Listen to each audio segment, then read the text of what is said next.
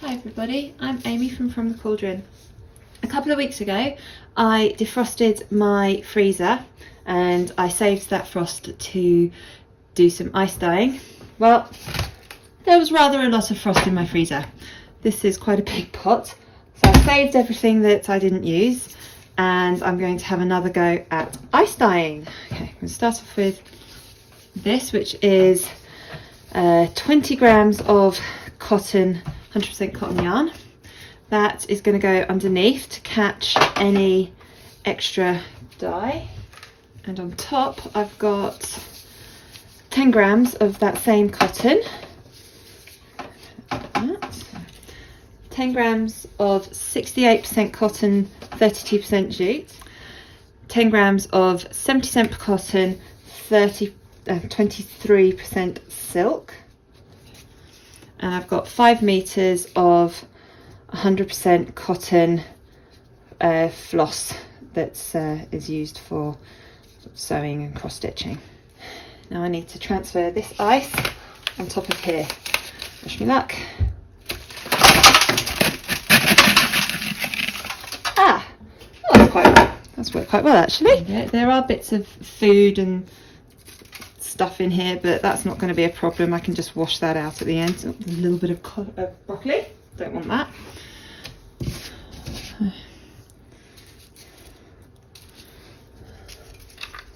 Make sure everything is as covered as possible. It's like a giant ice cake on top. Ah, that's a bit of fun. Okay, now I need to make sure my hands are really dry. Putting on my face mask because I'm going to be using dry powders. I'm going to use sea glass fibre reactive dye and chartreuse fibre reactive dye. A little pinch and sprinkle it over our ice cake. Normally I try and do stripes of colour, but today I'm just going to mix it all up. Making sure my hands are totally dry before I go into the next pot of sea glass. This should be quite nice. Now all the fibre that I'm using has been soaking in a solution of soda ash and salt. And the idea behind ice dyeing like this is that I put the dye on top. As the ice and frost melts, the dye trickles down onto the fabric, onto the yarn here, and then anything extra drips down in underneath to our 20 grams of cotton underneath there. Now last time I did this, got some beautiful results. Hoping for the same this time. Just do a tiny bit more chartreuse. My hands are, there we go. And that's it. Now we'll just need to let this big ice cake melt. And we'll check in probably about 6 hours or so, see how it's looking then.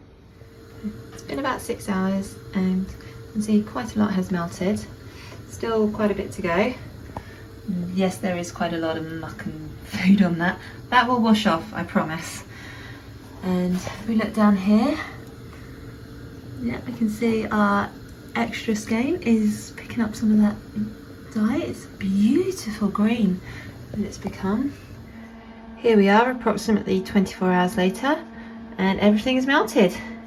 That is a beautiful colour. It's looking a lot more yellow on screen than it is in person, but we'll see how much that stays when I wash it out. Let's have a look underneath. Oh, that's beautiful. All that's left now to do is to wash this with some soap until the water runs clear, and then I hang it out to dry and we'll see what beautiful yarn we've got. The cotton that I had underneath to get all the drips of dye from, I have put in this jar with all the defrosted water, and hopefully we'll pick up a little bit more of that colour. I started dyeing this on Thursday, the ice dyeing. all the ice melted, and I put the rest of the water and this last bit of cotton in the jar on Friday. It's now Tuesday, so it's had 4 days sitting in here. Let's have a look, shall we? Ooh, oh, that's a beautiful green. It's a nice grassy green. It's coming up a bit more lime on camera, but in person it's a beautiful grass green. Let's rinse this through. So I'm just gonna rinse this with a little bit of soap just until the water runs clear, then I can hang it up to dry. And here's our finished dyed yarn. At the top, this one was the cotton silk blend, this was the cotton jute blend, this was the 100% cotton with the cotton embroidery floss and the 100% cotton that we had at the bottom. Now these top 4, you can see lovely patches of green, patches of yellow, and actually in this one, if I'm coming a bit closer, there are some pale blue patches as well, which is surprising, but really, really quite pretty. And this cotton was the one that was sitting in the jar of dye for a few days, and it's a lovely solid colour. It's about as solid as you can get for hand dyed, I think.